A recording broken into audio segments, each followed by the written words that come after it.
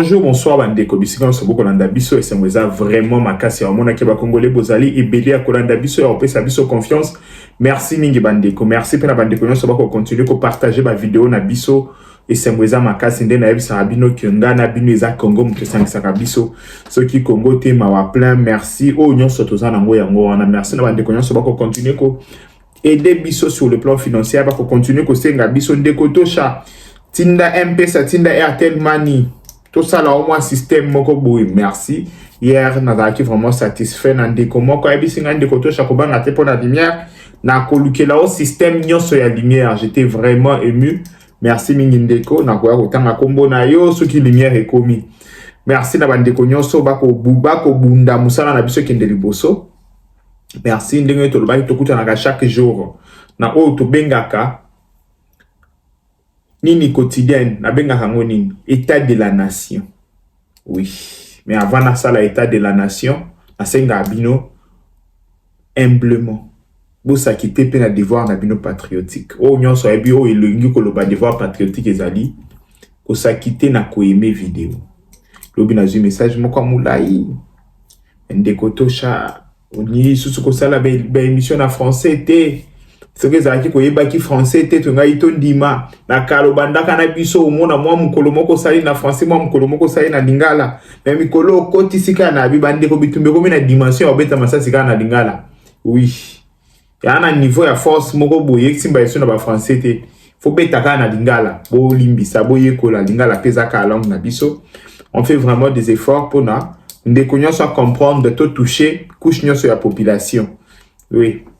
Bandeko lelo to la muki ndenge nini. Eta na biso la muki ndenge nini to la muki na faut communiquer ya M23. Balobi ke ba bombarder ba on a minembwe.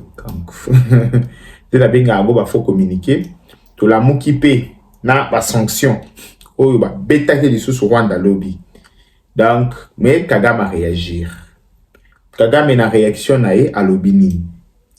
Kagame pense que RDC Moutou ayaki ko banda bango na makambo Uvira. Bango après ba accord bazaki na posa ya kozwa Uvira te. Moutou ayaki luka bango makambo zaki ADC, de salaki ya bako mati Uvira. Mais gouvernement américain moni wana te, e moni kaka o Rwanda sali.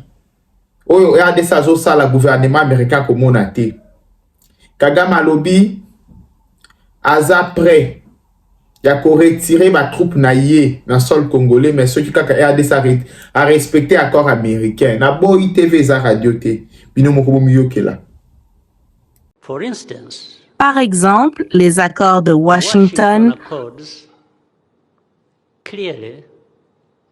ont clairement établi un cessez-le-feu, reconnu les préoccupations sécuritaires de chaque partie et défini une feuille de route pour les actions à venir.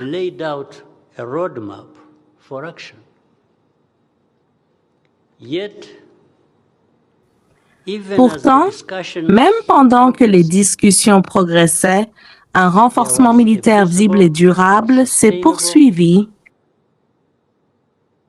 suivi d'actions dans l'ouest et dans l'est de la RDC. Action in western, in eastern DRC.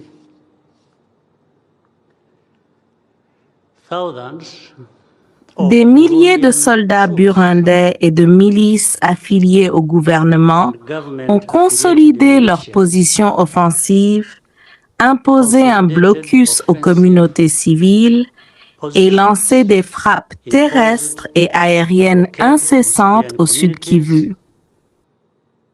And launched relentless ground and aerial strikes in South Kivu.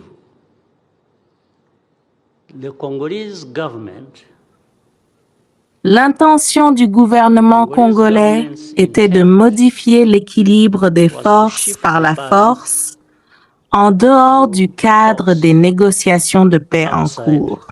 The parameters of the ongoing peace negotiations.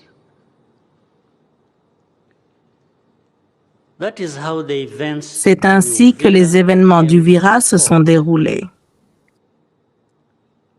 Rwanda has Le Rwanda a tiré la sonnette d'alarme pendant des mois, mais les conséquences ont été présentées comme un récit unique, yet the aftermath détaché de la réalité sur le terrain. was presented as a single point narrative La responsabilité a été, on the ground. comme nous en avons désormais l'habitude, entièrement attribuée au Rwanda. As we have come to expect,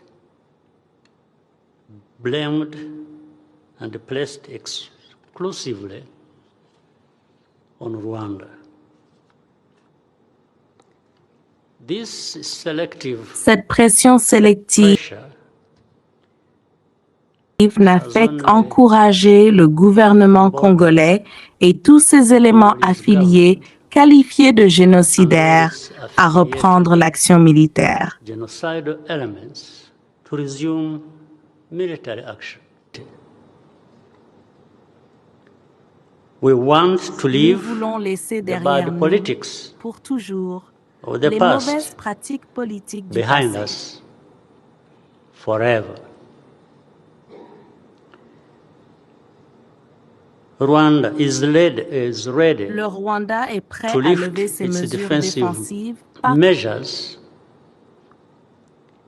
in tandem with the DRC parallèlement au fulfilling respect par la RDC its de ses obligations obligations dans le cadre des accords under de Washington. the Washington Si- Accords.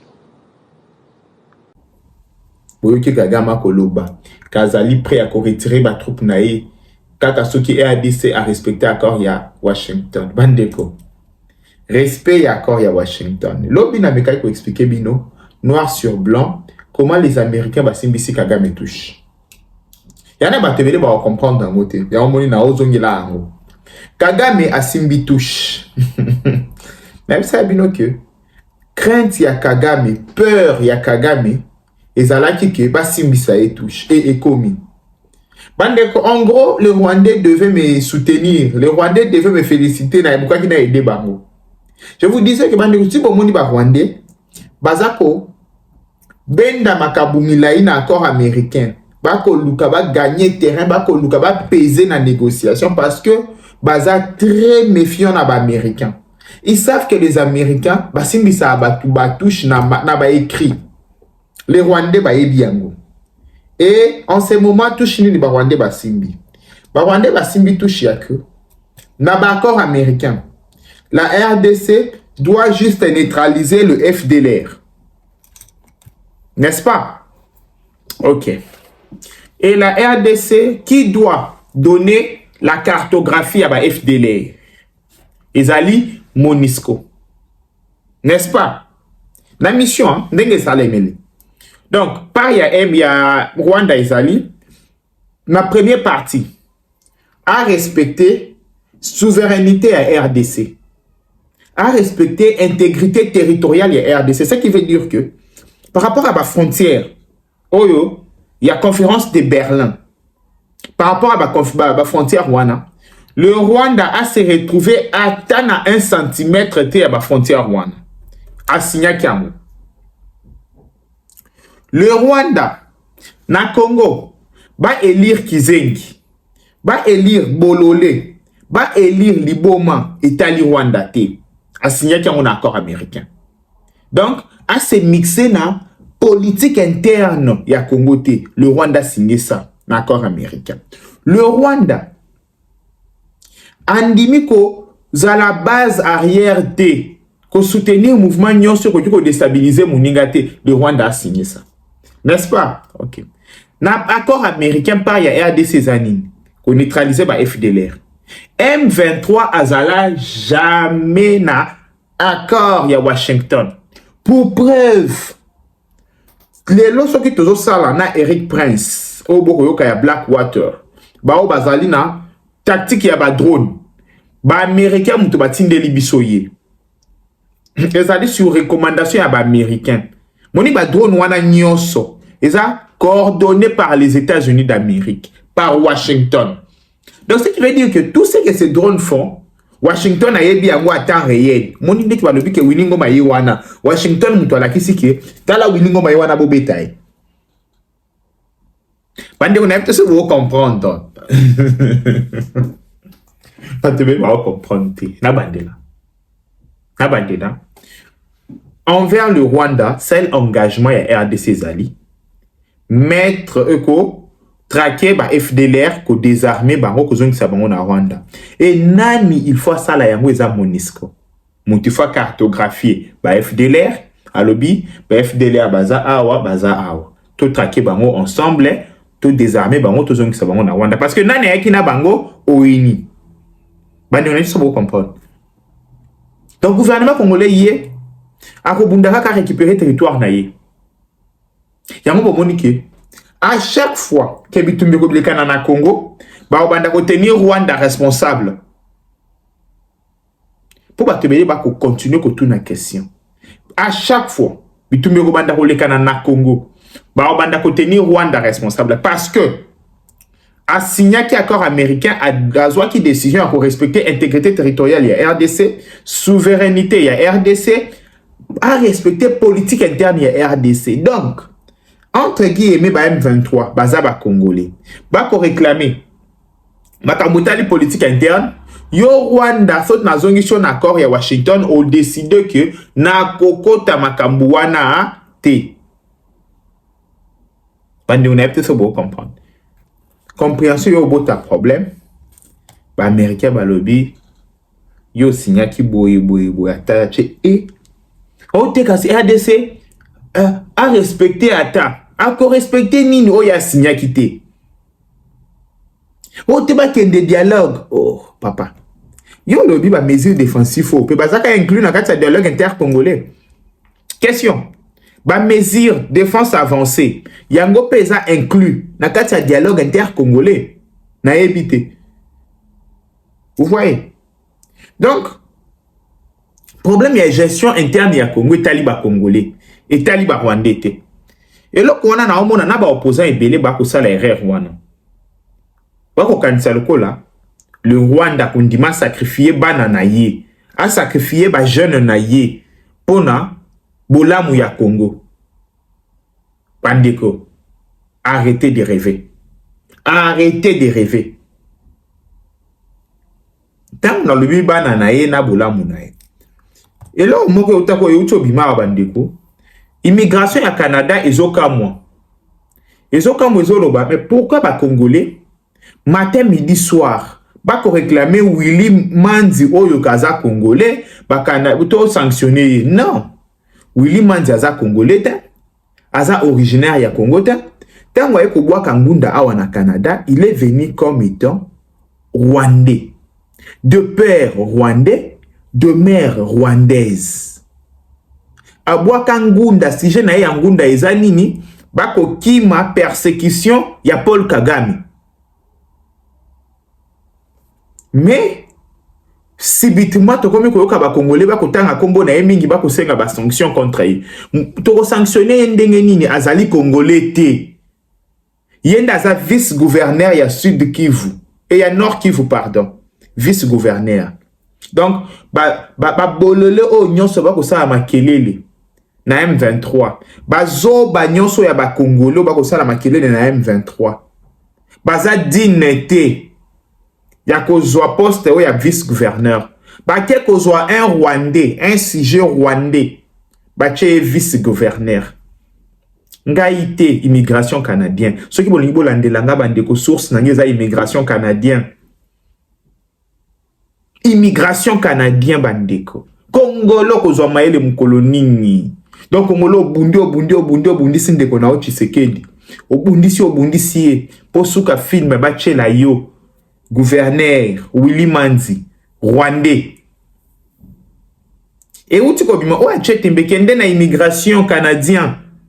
Luka, kende sur internet comment immigration canadien au commis tani ba au espace au commis Willy Manzi article les alliés et dans la site officiel de immigration canadien. Kende kotala vérifier yo moko soko chete bolobi non. O ezaka diosha. Kende ko vérifier. nayoki soni na komba ba Congolais nyonso ba supporter le roi. Nayoki libino soni. Bandeko, nayoki soni na place na bino Congolais nyonso. Oya ko supporter makambo nayoki lié soni. Bandeko, na habité boyoka ka soni te. Boyoka ka soni te. Ba uta ko beta bino ku ya 18 ans awa. Ku 18 ans babambi bino. Mutu ba uti na côté ba uti na boye bité. Ba eli bino histoire moko boyi. Ba benga ngo hélicoptère. Bozi histoire moko boyi hélicoptère. To fanda nango. Pendant 18 ans bandeko na ngai. Et curieusement makambo ya 18 ans lo moyela inga ya moko. Bandeko, boye piki makambo elikana na Rwanda.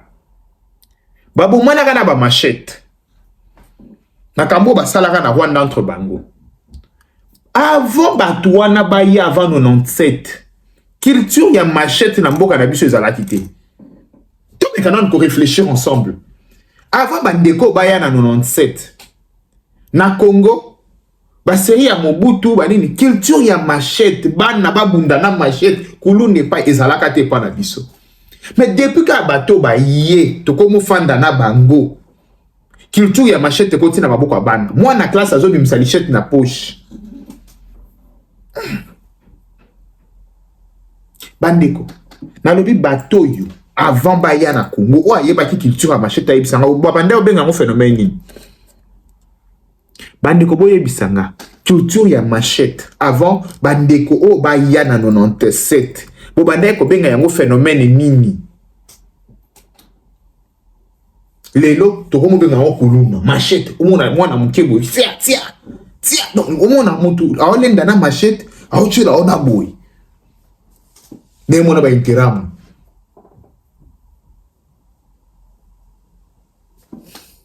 makamboy ba wili mi manzi so manzi bango. C'est tout ce qu'ils nous ont apporté. Bah même l'épisode là musu est intéressant.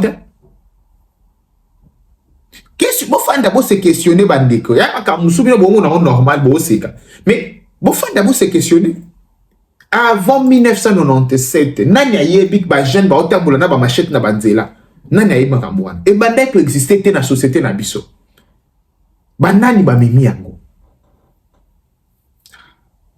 Batu ba otambola na esprit na bango nyonso ya mabe ba oyaka nango. Baoyaka nango toujours un esprit à machette, toujours un esprit à koboma baninga, toujours un esprit à osala mabe, toujours un esprit à division. Depuis pe baya, ils attaquent. Hey, biso toza ba swahiliphone, biso balubaphone, biso ba congophone, depuis baya. Donc en fait, les gens ont toujours dans leur tête division, génocide, tuerie, massacre. Oh batu nini onzambe na mai. Oh batu nini. Dites-moi, oh batu nini? Batu boko fanda bo ete bo putali pe bo lobi no, oh batu ya modèle nino. Mais moi to lo bango exact. Bo point. Parce que ba Congolais toza fulgé quelque part. Ba Congolais toza bloqué. Na mentalité na biso toza bloqué. Et ça bo moni mutu.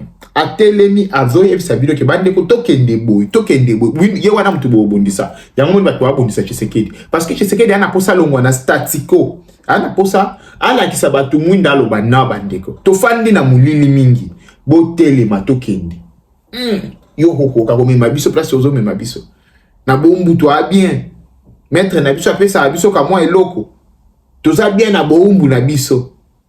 Bandeko, tokanga bisaka tokende vers le développement, tokende vers de la jamais. Toza bien na boumbu. Manzi na biso, Willy Manzi na biso aza gouverneur. Makenga na biso chef d'état-major, toi bien. Bandeko. De la même façon, bah, James Kabarebe. Donc tu comprends philosophie à bateau. Bah, envahisseur. Ce qui n'en est comaté. Tu vois que ça crédit dans ma cambo. Mais ici est comment? Si au Congolais, on va dessiner le problème. Mes amis, mes frères et sœurs congolais, je vous ai toujours dit, si c'était notre première expérience avec ces gens, on pouvait carrément accepter. On pouvait dire, ok, ce ne sont pas des fous. Mais c'est déjà arrivé avec ces gens. On a déjà eu un Rwandais comme chef d'état-major dans ces pays. On a déjà eu un ministre des Affaires étrangères rwandais, Bizi Makara. On a eu des Rwandais dans des postes impossibles. Si c'était la première fois, je vous dis, on pouvait accepter que ces gens, ok, ça va, le Willy Manzi, ok, venez, restez avec nous, ça va, vous êtes des Congolais. Mais tout le monde a la même personne à qui na Rwanda, comme il est sous ministre, comme il est sous chef d'état-major. Et c'est la même personne qu'on cite aujourd'hui en tant que déstabilisateur, il y a RDC. James Kabarebe. Bandeko, na dessiné pour na batu ba comprendre la situation, na sala nini pour Congolo comprendre que makambo dato viva yango. Tokoyo ici ko pesa bato crédité. Qu'est-ce que nous devons faire, mes frères et sœurs? Dites-moi, na lembi. Na expliquer bino na monoko nini que bato yo eza barwande o baza na mission moko ba déstabiliser Congo et lo comme ce soit ça. Toza déjà na passif na bango. Biso na bango, hein. Toi, to benga na lingala, toi na mitif. Bato wa yebi lingala ya biso ya baya nzela. Biso na bango toi na mitif. Déjà tozwa na bango. Ba na même mode opératoire. Même mode opératoire. Mais eloko moko ba Rwandais faut pas comprendre que chaque année n'est pas 1997. Chaque jour, ce n'est pas dimanche. Les Rwandais doivent comprendre que chaque année n'est pas 1997. 97, qui facilement déstabilisé. Cette fois-ci, en face na bango, bazana ba Congolais bien organisé. Bazana ba Congolais conscient. Bazana ba Congolais oyo ba comprendre la situation. Et ba Congolo ba ana o ba bengaka jurisprudence. Jurisprudence ta bango ezanini. Na 97 wayaka basalaka biso boy, basalaka biso boy, basalaka biso boy. Donc ceux qui ba yeli susu. Ba osala biso boy, ba osala biso boy. Et dès biso to résoudre problème. Donc le cambo da to résoudre na année passée. Ya dès biso siko solution na wande ko dès biso to résoudre oyo. Et lo siko yo ezangaka na 97. Dans 97, ils allaient pour la première fois. Mais cette fois-ci,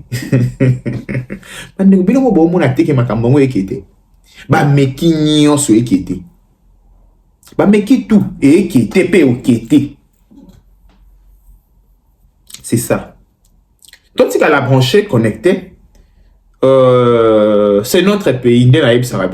Toi, na mususuté. Bato ba oto na mende koto shayomo odobunda mingi bandeko izaka oso na bundeli oyo te eke imagine bo eke esili Willy Manzi mokonzi nanga mwana nanga osuka wapi nako bundela bana ya bana na lingite mwana ya Willy Manza so Willy Manzi aya ko gérer mwana nanga. Je ne veux pas ça. Donc, c'est comme ça, bandiko. Zamba Sunga, merci na ba partenaire na biso nyonso. Bye bye. Ciao.